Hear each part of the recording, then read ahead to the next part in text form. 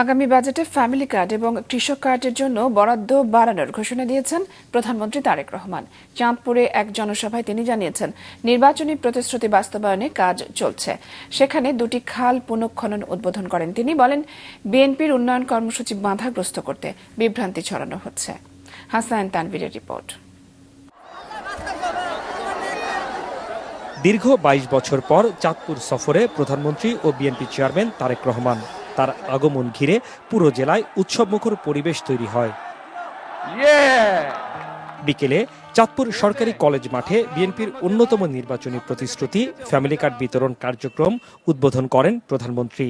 এর মধ্য দিয়ে ২২টি জায়গায় দ্বিতীয় পর্যায়ে ফ্যামিলি কার্ড বিতরণ শুরু হলো।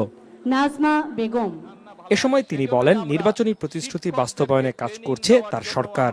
দেশের মানুষ চায় দেশের শান্তি। কিছু মানুষ একটি মহল বিভিন্ন বিতর্কের সৃষ্টি করছে।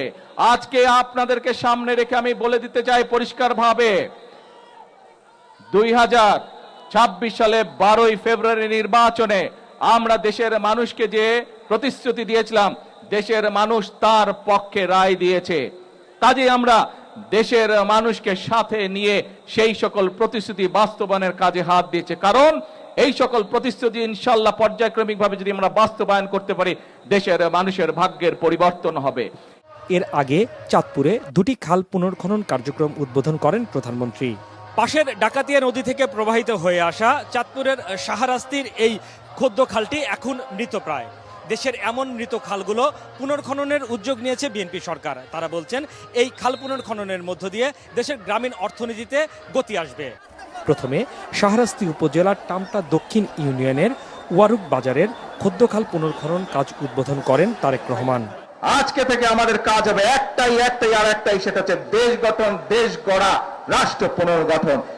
এরপর চাঁদপুর সদর উপজেলায় অবস্থিত প্রায় ৫ কিলোমিটার দীর্ঘ একটি ঐতিহাসিক ও জনগুরুত্বপূর্ণ জলাশয় বিশ্বখাল পুনর্খনন উদ্বোধন করেন প্রধানমন্ত্রী।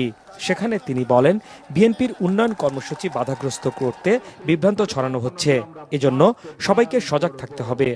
এই কাজে যদি কেউ বাধাগ্রস্ত করতে চায়, বাংলাদেশের মানুষই তাদের সেই পরিকল্পনা, তাদের সেই ষড়যন্ত্রকে ভেস্তে দিবে।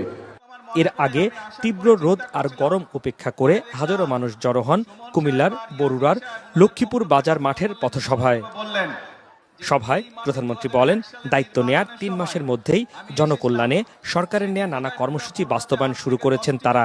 কোনো নির্দিষ্ট অঞ্চল নয়, প্রতিশ্রুতি অনুযায়ী দেশের সার্বিক উন্নয়নই সরকারের কাজ বলেও জানান তিনি। কি চাই? কুমিল্লা বিভাগ।